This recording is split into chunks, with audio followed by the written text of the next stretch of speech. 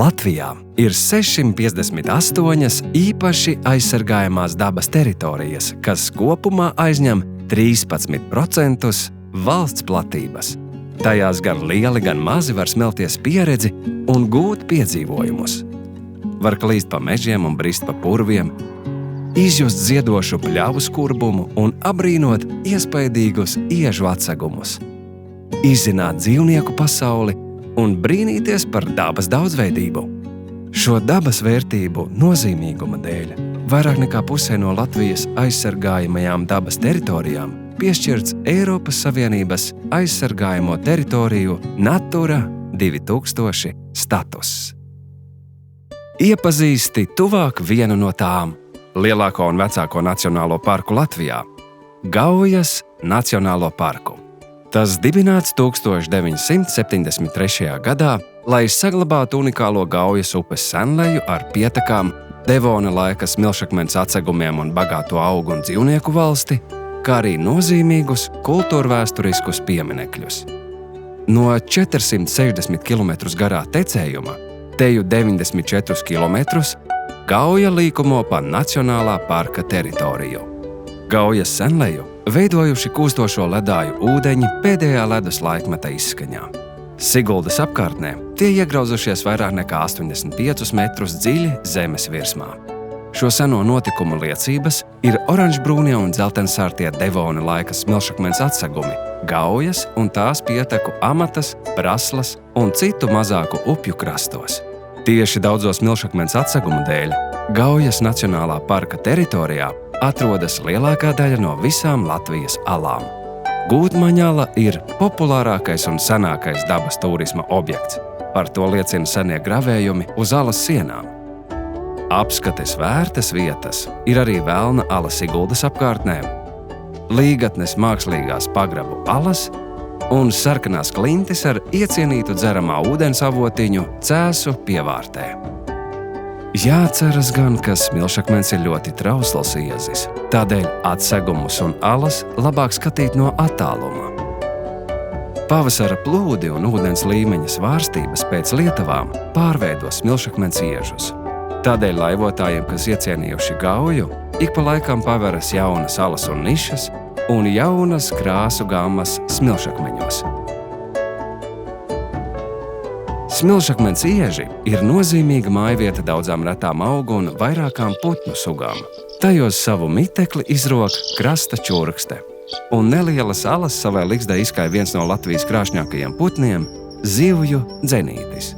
Tā ēdienkarte atkarīga no zivju bagātības ūdeņos. Gauja ir nozīmīga lašveidīgo zivju un nēģu nārstošanas vieta. Ziemas mēnešos pie straujtecēm mēdz uzturēties ūdens strasts. Gauja ar mazajām pietekām ir piemērota dzīvesvieta ūdriem, kas vairumā Eiropas valstu ir reti sastopami.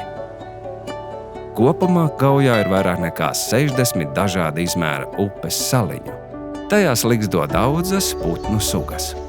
Pie nelielām Gaujas pietekām vietās ar smilšakmens atsekumiem var sastapt pelēko cielavu. Gaujas palienēs ir saglabājušās maz pārveidotas mēreni mitras upju palieņu pļavas. Tādēļ te ir liela augu un arī putnu daudzveidībā. Nacionālā parka teritorijā augošie ēnainie platlapju un gravu nogāžu meži ir mājvieta ne tikai bieži sastopamām, bet arī retām un apdraudētām augu, putnu un dzīvnieku sugām. Tā ir viena no retajām vietām Latvijā, kur mīt lielie susuri. Vecos pagrabos, smilšakmens un dolomīta iežu alās piemērotas ziemošanas vietas atrod 12 sugu sikspārņi. Gaujas Nacionālais parks ir brīvi pieejams apmeklētājiem. Tomēr svarīgi ievērot, ka te ir arī 4 rezervāta zonas – Inciema senkrasts, Roču mežs, Nurmižu gravas un Sudas purvas.